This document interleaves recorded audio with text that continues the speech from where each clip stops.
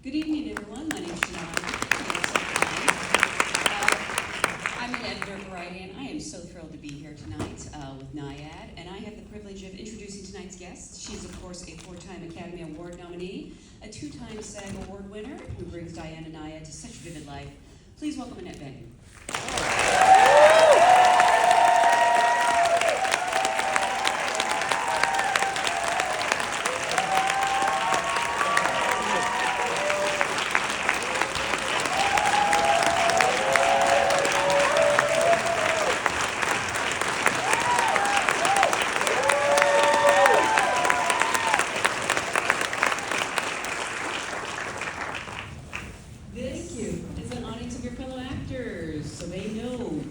When they see it. Yeah.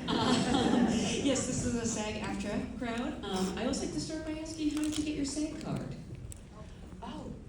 I was doing theater in Denver, Colorado, at the Denver Center Theater Company, and there was, let's see, I did a television movie. Remember those? Oh, yeah. Movie of the week. With Matt Salinger, and it was called The Manhunt for Claude Dallas. And I was like the girl he met in the bar, and it was probably a 5-minute scene. And I think I'd actually gotten a tiny commercial as well. So, because you get it on your second job, right? You immediately get the Taft-Hartley, because of the Taft-Hartley bill. You can get it on the first, but I think, Can yeah, you? by CPA, Okay. they kind of... Anyway, Yeah. so yeah, I mean, I knew so little about working on camera that we have the scene, you know, he comes up to me in the bar, we're talking, and they shoot the scene, they shoot a master. But I didn't know that, you know, I didn't know how it worked. So they said, you know, after they shot the master, they said, okay, everybody, you know, you can go out now, you know. And I thought, wow, that was so fast. I mean, I really didn't know about a medium shot or a close-up or any of that, so that's how little I knew. And then how many more times did you have to do that scene before you realized, oh? Then I thought, oh, I see, they're moving the camera in closer now, we're doing a medium shot, and then, yeah, so then I figured it out after they called us back in. But really, that's you know, I mean, I was a leading actress in a theater company. It wasn't like I wasn't a trained actor, but yeah, so then you learn, you know, once you like figure out the marks and not bumping into the furniture. It really It's is the same on-the-job gig. training. Yeah, I think you can prepare all you want, but you can't prepare to show up on a set and have a giant camera in your face. Yeah, I mean, I think that those of us that do it, that hopefully you love it in some way, and that the camera becomes, especially having done plays, trying to reach people in the balcony, trying to reach people in the back of the theater, trying to project and all the stuff that is required. The camera is a great luxury. Mm-hmm. To tell a story, and I love it. I've fallen in love with it. It took me a long time. Well, what I mean is that I felt like a theater actor on the movie set, whatever that means. It just, I didn't have any training, and then also there was a certain amount of sort of misinformation passed around theater school, like you're going to be too big, and you're going to be too loud. And by the way, I was kind of loud at the beginning, I think, because you can speak like this on camera, and you can be very, very quiet. You can be conversational, and I was trained to, make sure that everybody in the room can hear. So, anyway, yeah, I did. There were some misconceptions that people who really had never done TV or film, I guess, kind of gave us when we were in theater school a little bit. Also that you put on 10 pounds. That was the other thing they all said. And that you have to be smaller. Yeah, that you have to, act smaller. But then, as somebody very rightly said, well, that's very negative. Yeah. You don't want to go in being something not. You want to be working towards something. So anyway. Oh, I like that. Absolutely. Well, again, congratulations on NYAD. It's such an amazing story.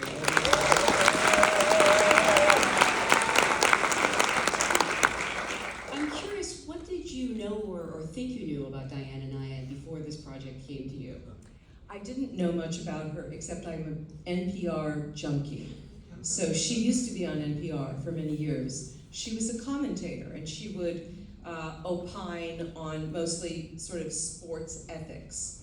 And she would do an essay, except you would hear her. So I remember hearing her voice, but I didn't really know much about her. I vaguely knew, I remember hearing something about the swim, but not a lot. That was 10 years ago was when she actually did the swim.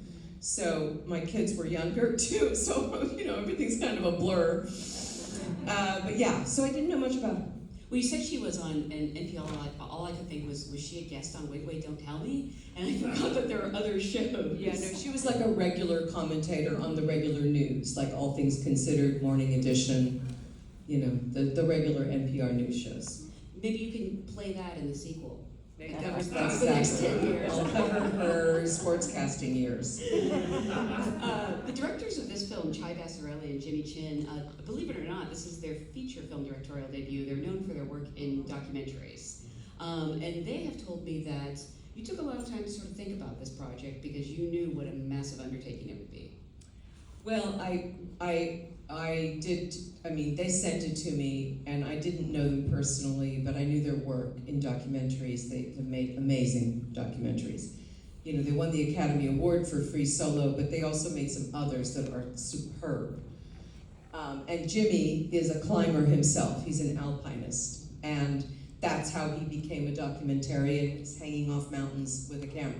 So that's how they made Free Solo, and so I read the script, and I just loved it immediately. I was just like, I've got to do this. And then I hadn't really thought it through, which is kind of ridiculous, but I hadn't thought it through.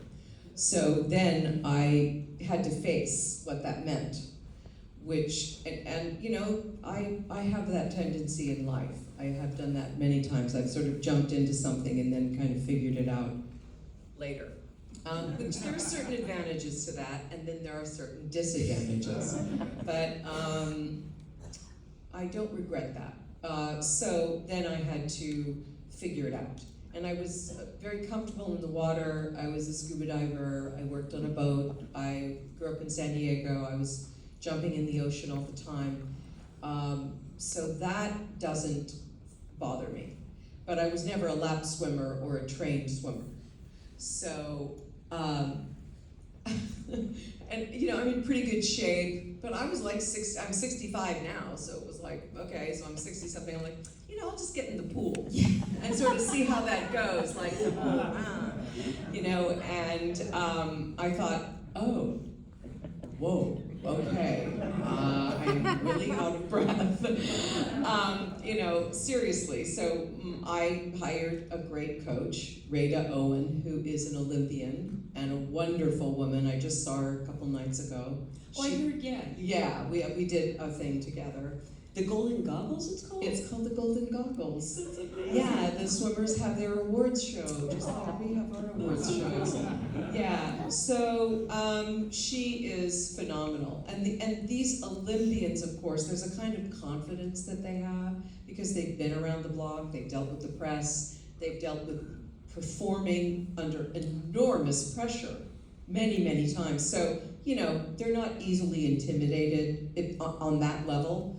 Anyway, Rada came over, and she's just the perfect personality because she teaches kids too. So she's used to teaching beginners. And she also still loves to swim, which is an important thing because sometimes great athletes, you know, they get burned out on their sport. But she still loves to swim. And she's, you know, 6 foot tall, 6'1" or something, and an exquisite, beautiful swimmer. So she said, okay, swim for me. I was like, oh God. And I did. And she said, oh yeah, we can make that, you know, we can make this work. So then we got to work, and she got in the pool with me and showed me. And then, you know, I was really intimidated. I thought, well, can I pull this off?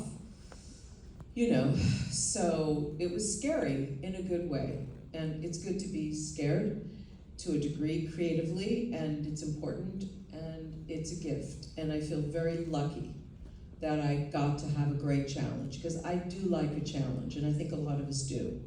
You know, we want that in life. It's like, yeah, give me something that I have to really work toward. And so I did. I worked, and swam, and she trained with me every day. And then I also went to a gym, and I had a trainer, which was also part of the thing that I was doing. But the pool, I fell in love with. I still swim. I love to swim. Once you get into swimming, it's just so great in so many ways. And I heard you started your preparation like really, really early. Like I believe I heard like 9 months. No, we had about a year, because we also got pushed, thank Okay. goodness, so that I had that much more time to just swimming every day and training. And it's just like anything, the more you practice, the less mental it becomes, and the more your body starts to learn it, and you're not thinking about the way the hand goes in. And my hands at the beginning too were very tense, and she was always talking to me about the hands, because she said, Annette, that's one thing the swimmers will really know. They'll really see if you don't get the hand right. So then I had to learn not to crunch my hand. But she was very encouraging, and I worked really hard, and I enjoyed that. I believe actually it was Jimmy and Chai who said they see a lot of parallels between athletes and actors. Probably a lot of people in this room, I've always studied athletes' mentality. I've always found it interesting. Love sports. I'm a huge baseball fan now. But also when the Olympics come and they go into the personal lives, and it's like, oh, they grew up there, and their coach was that, and they started at this age, and then the whole mentality of what does it take to be a great world-class Olympian athlete. There's something extraordinary about that. So yeah, I've loved studying athletes, and their world in many ways is similar, except that in the end, in their world, it's like you win or lose. Mm-hmm. Whereas our world's a little more gray. It's more gray area.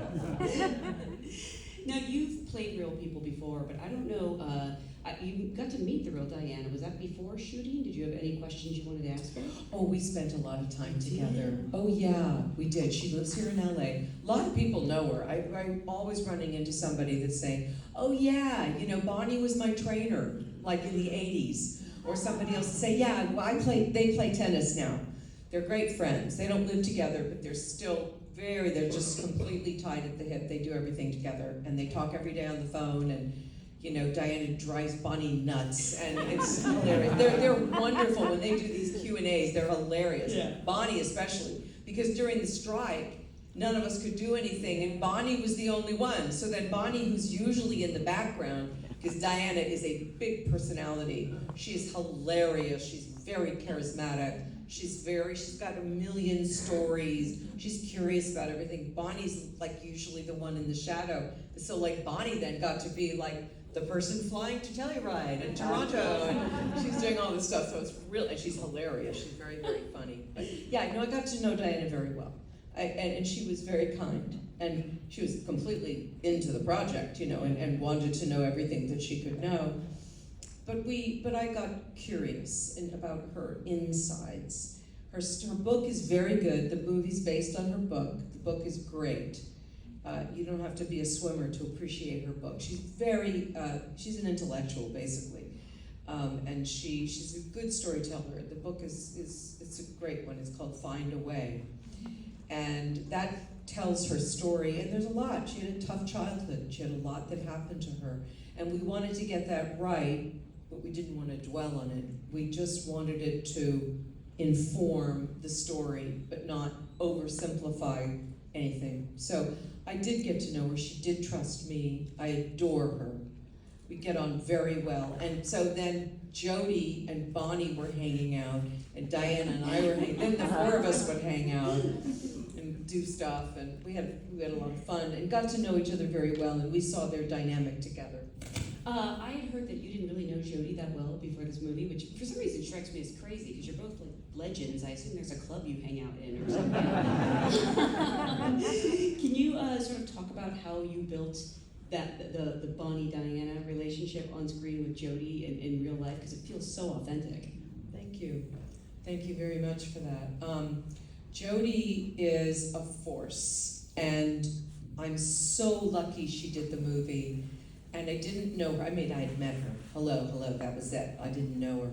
And she doesn't work that much, and she's very selective. And I just when they said they were going to offer it to her, I just thought, well, you know, she could play Diana. So would she play Bonnie? I don't know. And then she was interested. I heard that. Then she wanted to meet me.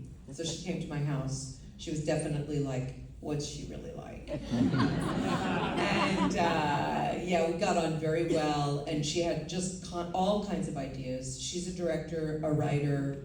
She's been in the business 57 years, and she just turned 61. She's been in the business almost as long as my husband, and he's 86. She's really has seen it all. And so she's very pragmatic.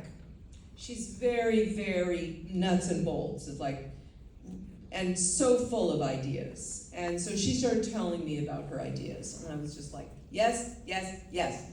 Great. I completely agree. Yes. And tell them that. And oh, you're so right about that. And we need you. Like, we need you, Jodie. So I tried to, you know, I just was crazy about, yeah, basically, and just thanked her. She and I became very good friends, and that is such an experience. You know, she was very good to me. She was very supportive. She would be like, Annette, get out of the water.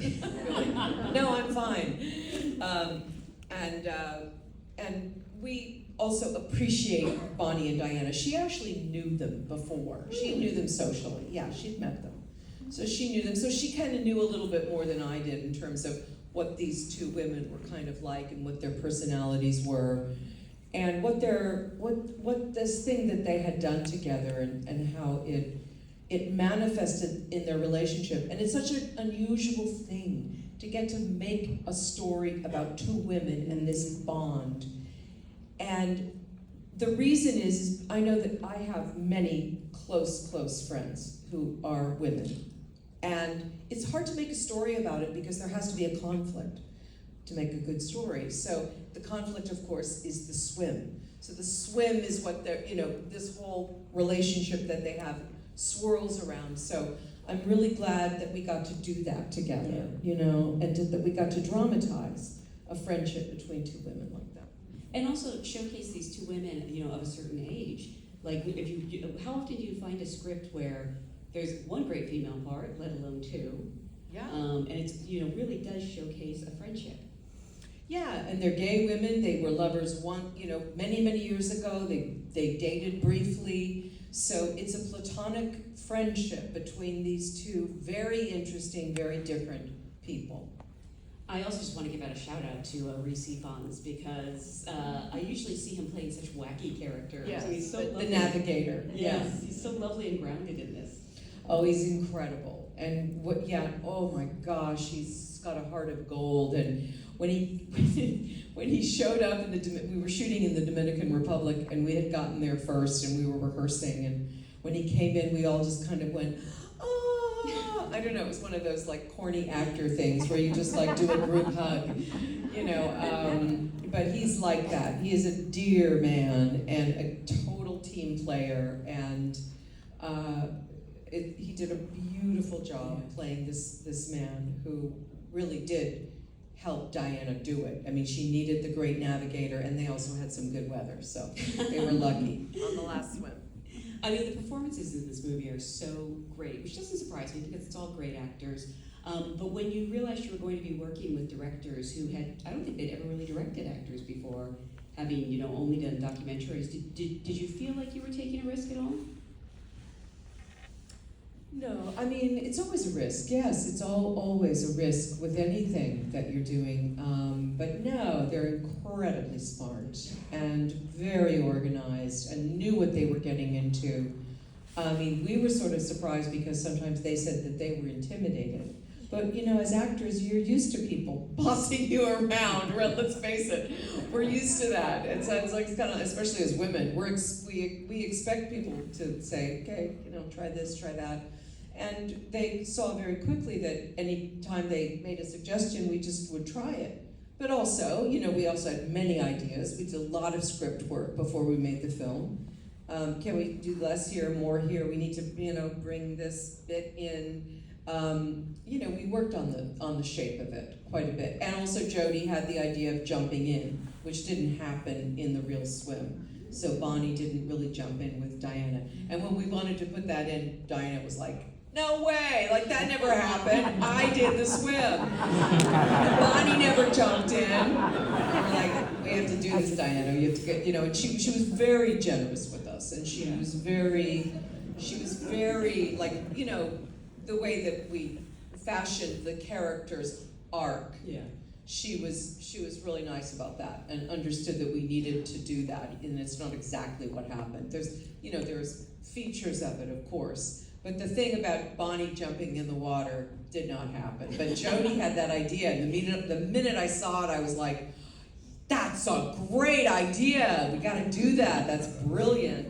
And by the way, Jody hated jumping in the water too. So to her credit, it was her idea, and she was willing to jump in. Now you know why she didn't want to play Diana. That's right. That's right. She didn't want to swim. I hadn't thought about it. No, she was the one. I was on the phone with her. We were talking about making the movie. She's like, "Yeah, Annette, you're the one that's going to be in the bathing suit in the dark in the water." And then I thought, oh, I hadn't really thought about it. It's like, oh, you're right. I do hear you spent a lot of time in the water shooting this. Was that the most challenging part? No, I mean, let's see. I don't know. I liked being in the water. It's a good element to act in. It really is. And now I love the pool and I get in the water every day. It's very good for the central nervous system.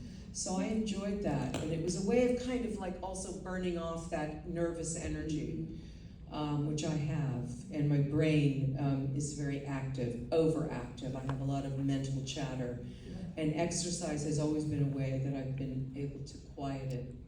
Whether it was running or yoga or whatever I was doing, I've always been athletic as much for my brain as for the body. So what was it like showing Diana the movie for the first time? Were you waiting to hear her reaction? I know she's thrilled with it. The scariest thing was showing me swimming for her the first time. That's what I thought you were going to ask me. She came to my house, and I was like, okay, I got to show her, my swim, my stroke. She was like, oh, Annette, you're doing great. She was very encouraging. We had a great time. She met my husband, and like they were both just chattering on. So she was very encouraging. And, she had a lot of, can you imagine someone, she was excited to have a movie made about her, obviously, and clearly now she's thrilled. But, in going into it, I think it would be very hard to have a story made about your own life that shows your flaws, and she's an incredibly sensitive, intelligent, subtle woman. So, again, she had to trust us that we would get to the characters. I felt a tremendous responsibility, and I was very curious and very, very, I really wanted to get that tough part of her, because she has that. Who swims like that? Yeah. Just like the average person? No. Swimming 3 hours. She did not get out of the water. She did not sleep. It's crazy. Yeah. And not only that, how much training she did. If you look in the book at the end, it's all of her journals. 6 hours, 7 hours, 10 hours. Oh, she only did 4 hours that day. It's like, have you ever, I swim, that's a lot. That's just like crazy. But she was a marathon swimmer her whole 20s. So she had trained that way. There's this group of people, I didn't really know about them, but they exist, they go around the world all the time, and they swim in Lake Ontario, and they swim across the channel, and they swim these vast distances. But above 5 hours, there's fewer. Above 10, there's fewer. Above 12, then it starts to shrink down to the number of people that have been in the water for 15. I don't remember exactly what it is. I used to know, but there's just very few people that can swim 12, 15, 20 hours. Yeah. Continuously. So I'm curious because you've been such a great actor for so long. When you take on a new project, are there still things you're learning about acting today? Oh, yeah, it's a craft, and that's the joy of it, is that there's always something new, always, and trying to find a way to simplify things. I mean, I also went to acting school, which I really needed to do. I went to community college. I was, high school, I was in drama, and then I went to community college, which had a very good little theater program. Then I went to San Francisco State, then I went to a conservatory. So I really needed all of that, but it does get in your head. And obviously, when you're in a groove, you're not having to use any of the techniques or the skills that you've learned. But I needed to learn those. I just did a roundtable the other day with a number of actresses who have never had any training, and they were talking about that, in a very open, humble way. They're like, yeah, I know, I never went to acting school. Carrie Mulligan, she's a great actress. It's like, what? You never went? No, she went to Oxford or something instead. She didn't go to San Francisco State. Anyway, yeah, so what I meant by bringing that up is that it gets into your head. Eventually, it's not an intellectual process. Obviously, preparation, and rehearsal, and getting ready for it is we learn to use the conscious way to the unconscious. The unconscious is the gold. And we want to fill up that well with as much information, as much sensory, what is it, what music is it, whatever inspires you, thinking of yourself in whatever, there's all kinds of ways that you can talk about acting that begin to sound kind of ridiculous. Or I would only speak that way to actors. So, if there's a certain feeling, there's a certain kind of music, there's a certain painting, photographs, whatever inspires you is valid. And ultimately, in movies and television, it's the moment when the camera's running that maybe you find something that you didn't expect. That's the gold. Everybody can plan. Planning is generally not very interesting. It's what happens when you're just listening. It's what happens when you have a great actor opposite you, like Jodie, who's doing something surprising that you're touched by. Listening. Acting is listening. It's reacting. So I'm really glad that I had all the training that I did, but the further I get into it, the more I forget, which is good. Yeah. But when you're in trouble, it's nice to know, what do I want? What am I doing? What am I trying to get? What do I want that person to do? What's in my way? Those are the best. What's in my way? Obstacles. What do I want? What am I trying to do? What's in my way? And if you feel stiff, and you feel phony, or you feel like, something's off, this isn't working, then you can go back to those basics. Yeah. And it helps. Yeah, I've heard people say it's great to prepare and prepare and prepare so that you can throw it away if you need to. Yeah, prepare for the unexpected, as they say. Yeah. Well, again, it's another great performance and a long, long Thank you. line of them. Thank you so much for bringing this movie to all of us. And Thank you.